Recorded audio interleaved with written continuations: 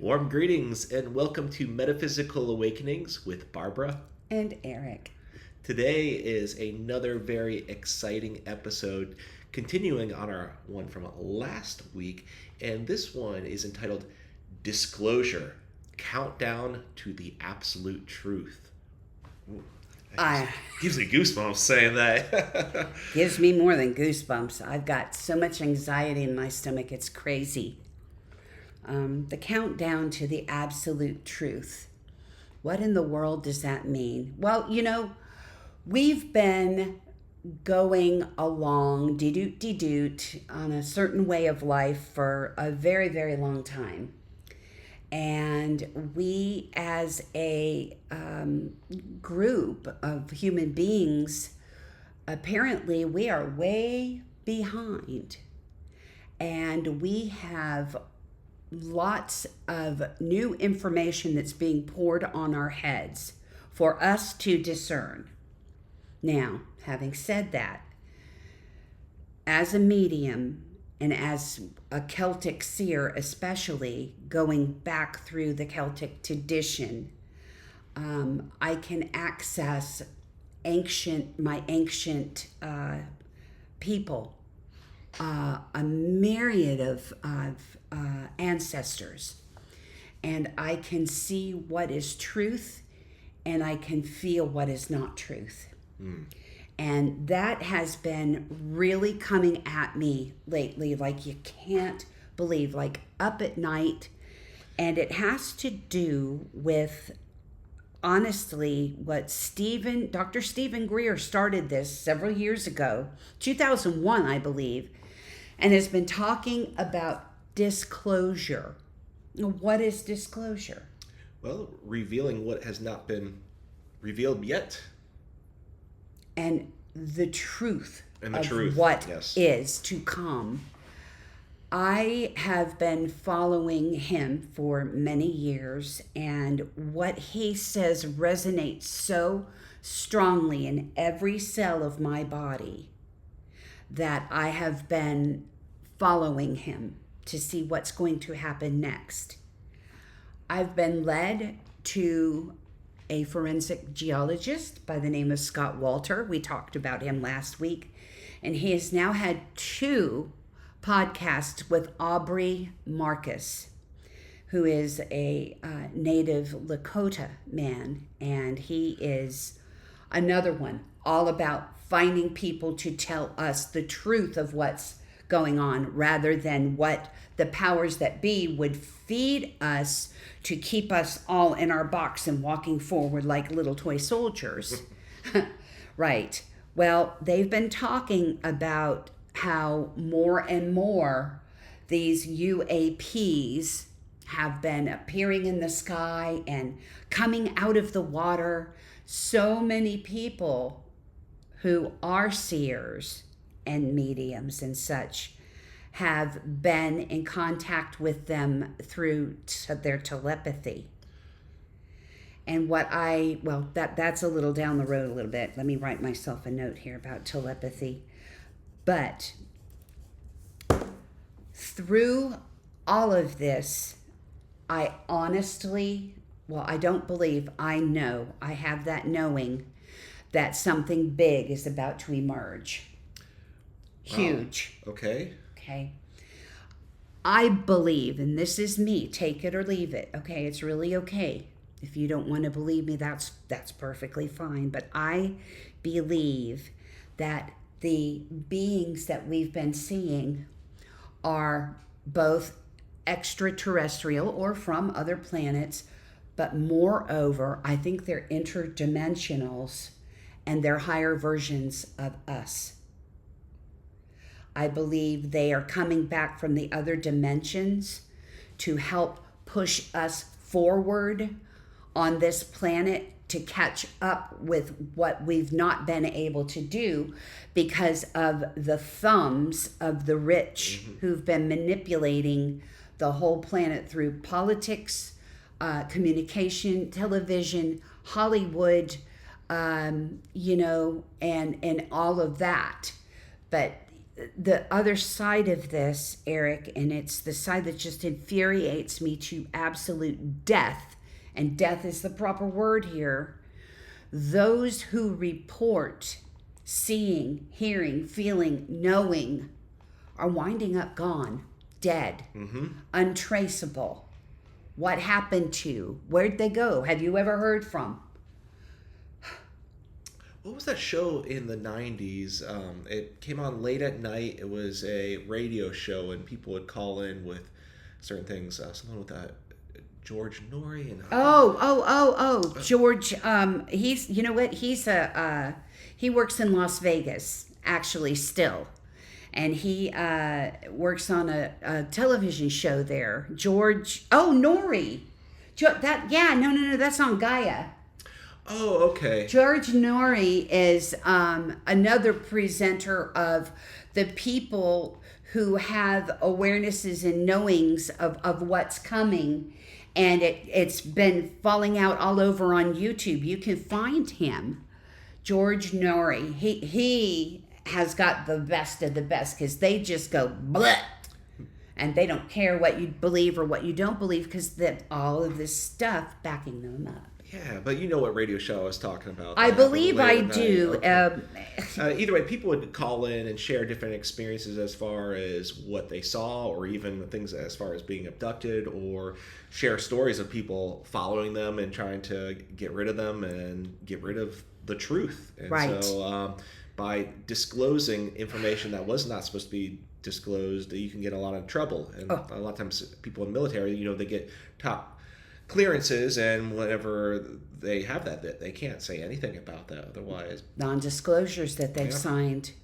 And, there's scary things that happen with that I'm not going to go back and dwell on. It doesn't do any good, because that brings forth more fear. And our job is to eliminate the fear of the unknown, which is why you're looking at us right now. Well, there could be, some fear in realizing that we are not the only ones, but I would argue that there's even more fear in it being hidden by certain people as far as revealing that there are other entities out there. Absolutely. So which fear do you want, type of thing? I'd rather just have the truth, and then be able to go from there. To deal with the truth. Absolutely. And that's what I've been seeking to do, I guess, my whole life, being fed this, that, and the other thing, and keeping on the road. But being fed and understanding and finding the truth is not meant to be frightening. It's meant for us to understand who and what we really truly are. What is the truth of us? There's nothing to be frightened of with this. Think about this, Eric. I may have said this before, but if we've got extraterrestrials or interdimensionals who are tens of thousands of years ahead of us, if they meant us harm, don't you suppose it would have already happened? Good point. Absolutely. And I just looked it up. It's Art Bell's Coast to Coast AM. Bell is another one, yes. And so that was from 1988 to 2003, and it was about extraterrestrials, paranormal, conspiracy topics, those type of things. Right. And the paranormal is kind of another part of what brought me in kind of sideways, that coupled with my gnosis, my study of the Gnostic way, has brought me to the absolute truth. And I'm not in fear. I'm actually telling all of you this now is bringing me a peace I've never experienced in my life, and I'm so grateful for it. Yeah, for those who aren't aware with that term, what is a Gnostic? A Gnostic. Gnosis is truth. A Gnostic is one who seeks the truth of what is. Okay? There are many different sects of the Gnostics, S-E-C-T-S, of the Gnostics. And Gnostics, it starts with a G, right? G-N-O-S-I-S. That's Gnosis, okay? And you can find them all over the country, groups who gather and speak of Gnosis. My way of doing this is I'm very much a Christian Gnostic. Mm-hmm. I believe you are too. Absolutely. That's how I identify.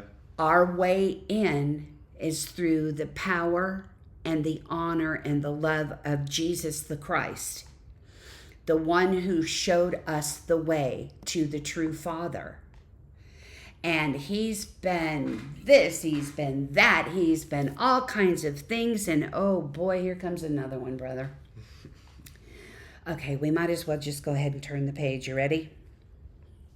Let's do it.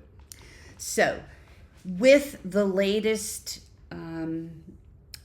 episode of Scott Wolter and Aubrey, Scott found a scroll using years, thousands of years of clues that the Templars, Knights Templars, have held onto and kept in hiding and kept low and kept safe. That's why the Templars are who they are.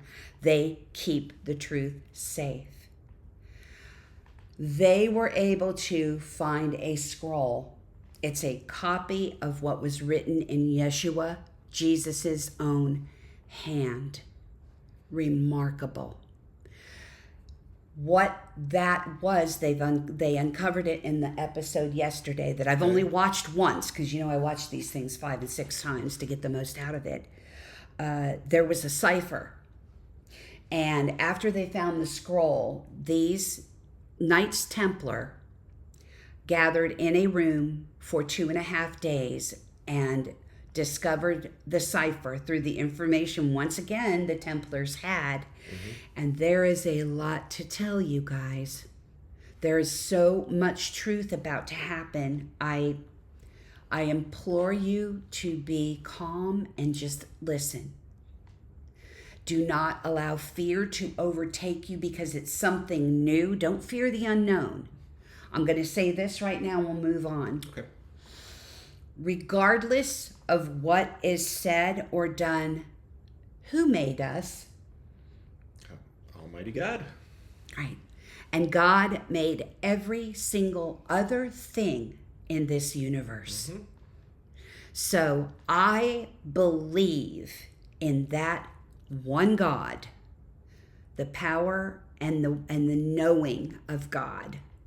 And with that, regardless of if I'm half Irish or Scottish or mud puddle, it wouldn't matter. Because God made me, God made you, and God made Yeshua, Jesus. Mm-hmm. And here's one of the big things that the cipher said. We touched on it last week, but Jesus was not 100% human. Now, we've known that forever, haven't we? Yeah, how could you be perfect and be a human? Those things are contradictory, unless you're Jesus. Right. And didn't the Council of Nicaea, who turned us all on our heads to begin with, create the Bible to find that Jesus was fully human and divine? Right? Oh, yeah. Yeah. So guess what that divine was? Well, divine is something other than just human, I suppose. Right. It could be interdimensionary, mm-hmm. or even other planets. I, of myself, am a medium, and I know what rings true in my heart. My heart and my mind are the same. And all of that rang true.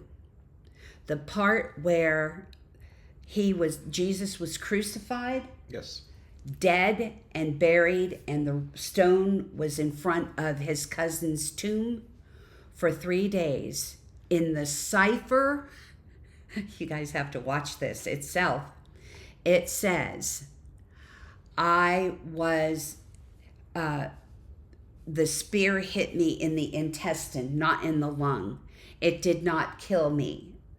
I was able to slow my breathing. This is Yeshua, Jesus talking. I was able to slow my breathing. They thought I was dead. They put me in the tomb. On the 3rd day, my wife came and got me, Mary Magdalene. Mm. And they moved north to France, where we can find all kinds of of churches and things that are dedicated to the Magdala or Magdalena, right? And that's because, here's another thing. What we're going to find is that the Godhead is male and female. We've been saying Mother God for a very long time. Mother, Father, God, yeah. Yes, because, you're a male, I'm female, and if we're made in their image, then there has to be a Mother God or Goddess. That has come to pass through this decipher as well. And perhaps Council of Nicaea decided that God would be more of a patriarch. That's exactly right, Eric. That's exactly right. In their decipher was also Mary Magdalene and Jesus had two children, Judah and Sarah. Right? We talked about this in the last. That's right. Right? And that's okay. The proof of the pudding there was the finding of the tomb from the 1st century in Israel, in Jerusalem, where they found the tomb of Jesus. And then again, I know we've talked about this last week, the Templars removed the bones from the tombs to keep them safe. And they are way underground somewhere. Gotcha. So going back to those scrolls, do you recall where those were found? Were they found like in a church someplace or? Which scrolls? The recent one? The recent one. Okay. Yes. The recent one was very bizarrely. Okay, so we take Mary and Magdalene and Joseph to France. They went to Scotland as well. In Scotland, they were surrounded by Templars who protected them. Okay? And all of these scrolls that were written in Jesus's hand there were 8 copies of them originally. And when eventually Jesus and Mary and the children went back to Jerusalem and were buried there. But in 1307, as you will recall, Friday the 13th, October 13th, the church decided that the Templars were too big and mighty and had too much money and decided to kill them all off. Well, that's where the scrolls went over the Atlantic Ocean and landed in the quote-unquote New Atlantis, which was North America. And that time there wasn't an America and a America and a Canada. It was just all one New Atlantis. And that's where all of these things were hidden. Oh, I gotcha. Including Oak Alley. Oh, I was just watching a show on that this weekend. As far as, I think that's over in Nova Scotia. So. Absolutely, where they landed. So Oak Alley, they've been digging for those treasures for years and years. And unfortunately, they're not going to find them because they were up and moved in the 1700s, but the remnants of these things are still there. And the history that the show has been able to uncover has sent them back to study the Templar. It all comes around and fits right in the same vernacular as what we're talking about now. Do you suppose that there's other scrolls to still be discovered? I know that in the 1970s, a copy of the scroll that Scott Wolter uncovered, which was actually in the Adirondacks, somewhere in New York, in a very highly forested somewhere, and they won't let you know where that is because they don't want people poking around. But that's where this scroll was discovered. Gotcha. Okay. But apparently there was a gentleman who had the scrolls first. And he, quote unquote, needed the money, so he sold them to the Vatican. And oh my God, the Templar folks just went absolutely bananas. Like, no, they'll squash it, they'll burn it, it'll just disappear. Except the man was brilliant. He took pictures of each scroll before he gave them that copy. And he already had another copy, of which was buried in the 1940s. Gotcha. So when Scott pulled that glass out, it was like a mason jar from the 40s. Wow. So it all fits up like a nice little, frosted cake. But the information in it is hard to hear when we've been told that this is the way it is and has been, and this is, if you don't believe, then you're going to go to hell and you're going to die. If you push it and you find other things, the first thing we're going to do is call, like the Smithsonian Institute.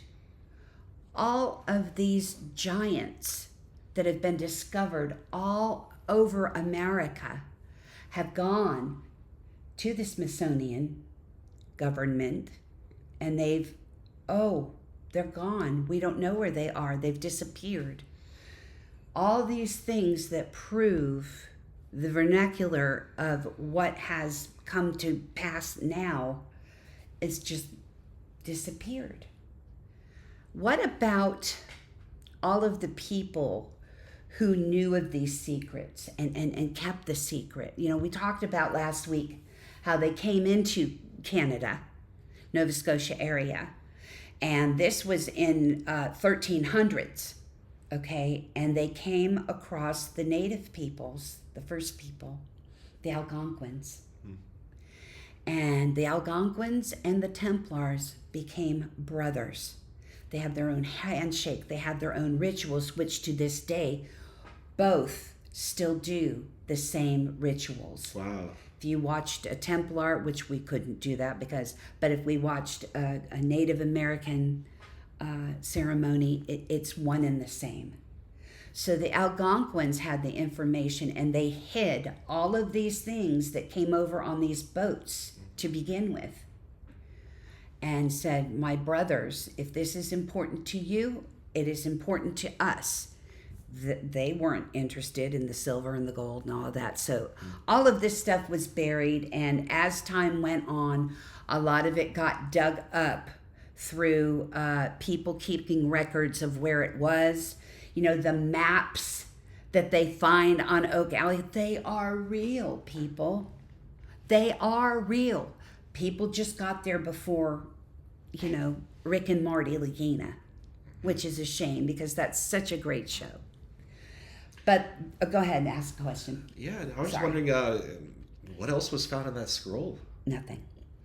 It was in a green jar.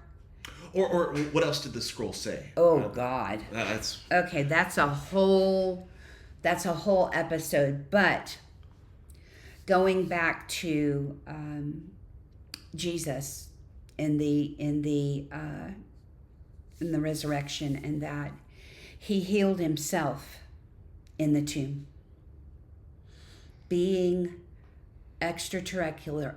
I can't talk. They fuddled extraterrestrial and or interdimensional. He had the wherewithal and the know-all and all of that, from the divine and everything else to heal himself. So he is only partially human, and I don't care. God made him. God made you and me. I'm fine with that. That's going to be a hard pill to swallow for a lot of people.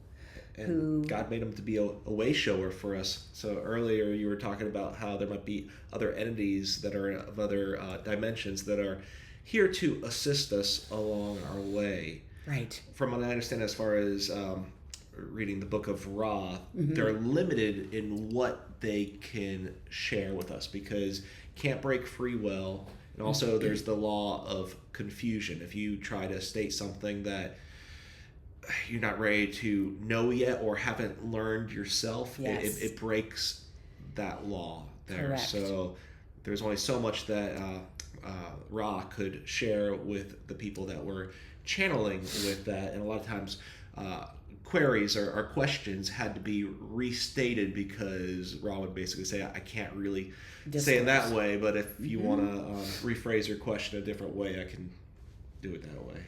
And the thing with that, Eric, is the time for disclosure is on top of us. Another part of the decipher, and this has got me so excited I can't even stand myself. I'm ready to jump out of my skin. There was a date. Oh. There was a date that's been uncovered. It was June 6th of 26. Oh, so coming up still. At 6 p.m. Yes. Okay. Huh. Now, what is it? I'm not privy of that knowledge, but I believe it has to do with disclosure. I have got to believe that the interdimensionals and the ETs, if you will, are ready to move us along. Got it. And this is going to cause a lot of upheaval. It's going to cause a lot of fear because, oh my gosh, they really are real. Oh my gosh, are they going to kill us? No, they're not going to kill us. Remember, they've been here. They would have already, probably. Yes, hundreds of times over. Okay, they are here to move us forward in advancement to what? Heal our beautiful planet, you guys. Yes. It has been raped and pillaged for no good reason except to put money in the pockets of the ultra rich. All of these years, I'm not making this up. This is the truth of what is about to come out. Okay?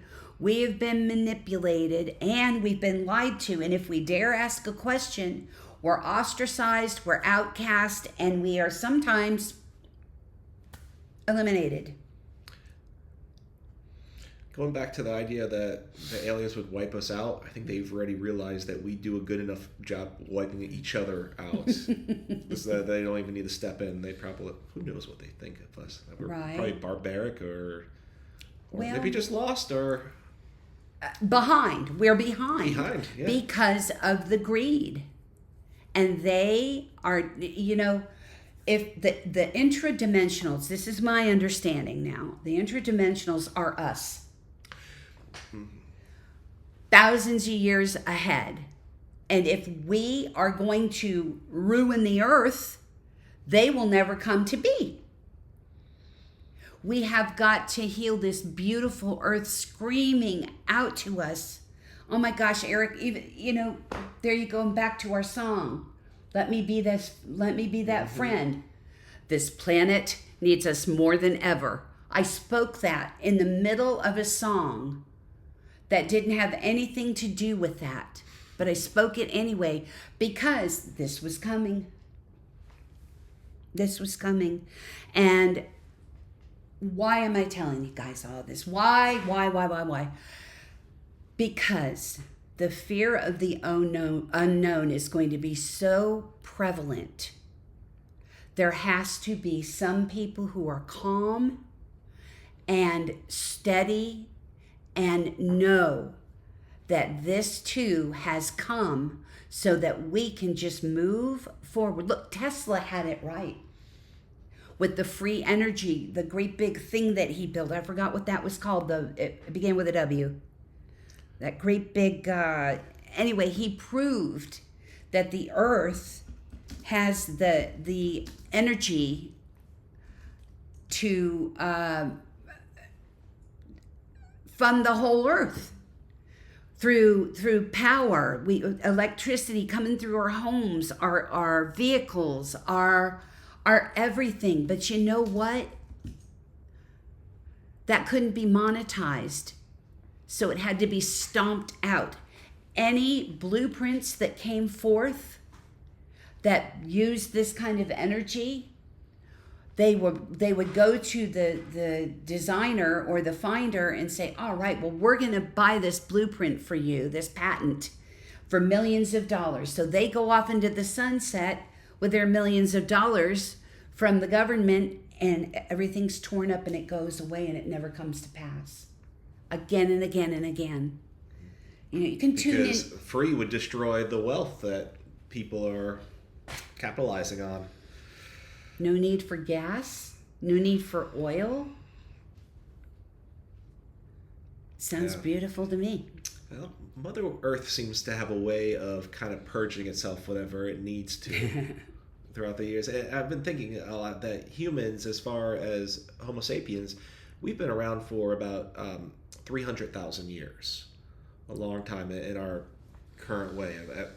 Probably at the very beginning, we didn't have certain things like culture or music or language, but maybe we did. Like it's only like 5,000 years of history that we have as far as agriculture, but I gotta think that like the previous 300,000 years had to have certain civilizations, like ones of Atlantis or Lemuria, exactly. So and there is little or no physical evidence left of that, and ice ages I think are a big part of it, or pole shifts as well.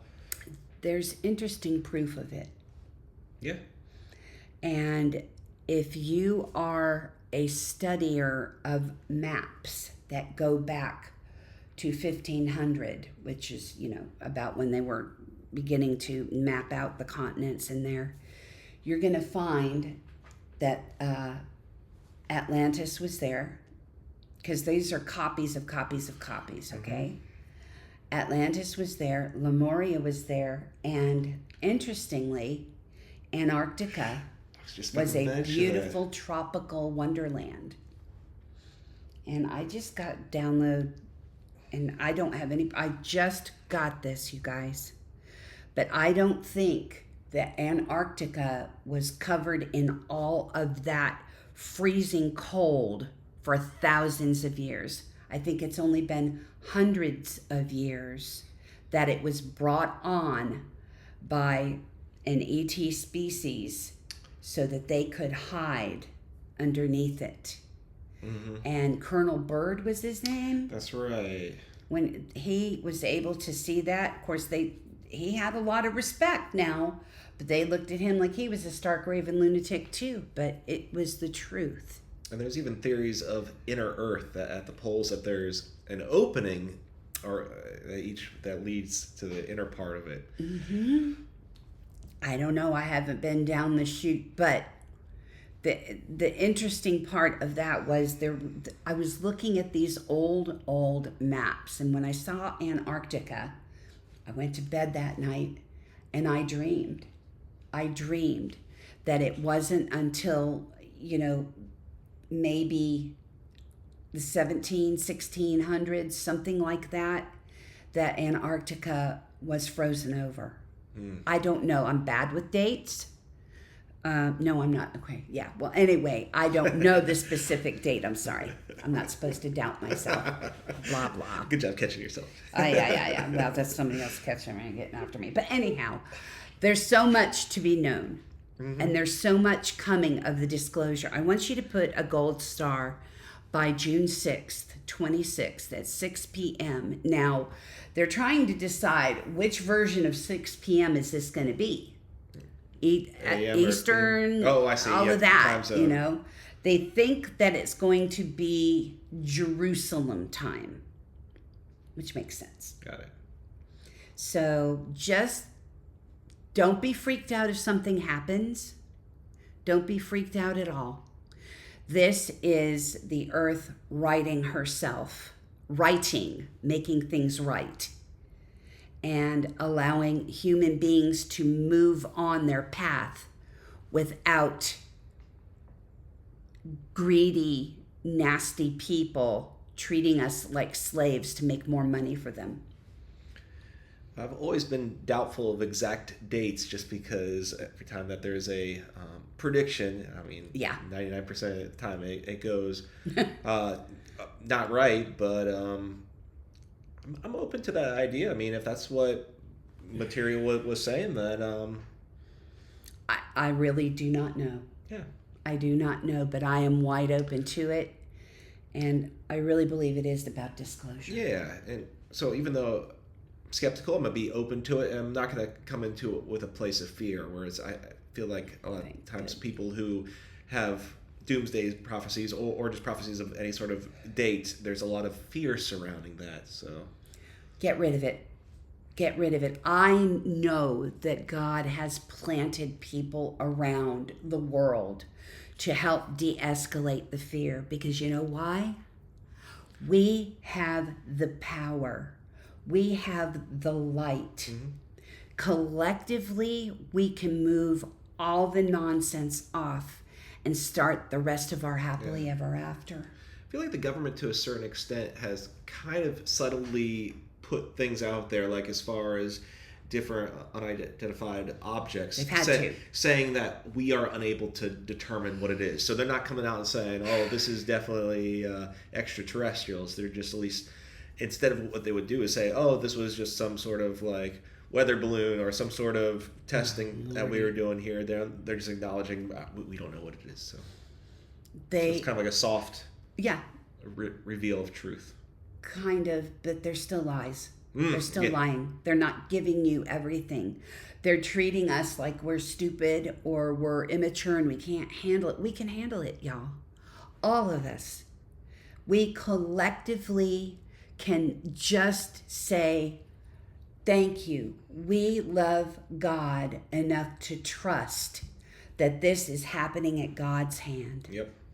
And the fear be gone with the lower vibrations of those who probably will wind up losing everything. Yeah. We don't have a say in that. We have a say in what happens to us personally. And the two of us really pray that you not let fear drive the rest of your life and have you make poor decisions based on what's going to hurt the least over something that may not even ever come to pass. Right. So now more than ever is the time for you to shine your light. You have that light. You have the light. The light of God is within you. It's not out there somewhere. It's not something that's a gift that somebody has to come and bring you because you're worthy, or that you've earned this, or you're a special number, or a special breed, or a special baloney. You're a child of God just like every other person on this planet, and that light of God is in you. Let's join our lights together, y'all. Let's let our light shine. And one of the best ways that you can remind yourself to do that is with the prayer for protection, which we end every episode with. The light of God surrounds us. The love of God enfolds us. The power of God protects us. The presence of God watches over us. Wherever we are, God is, and all is well. All right, we love you all, and we look forward to seeing you on the next session of Metaphysical Awakenings with Barbara and Eric. Take care.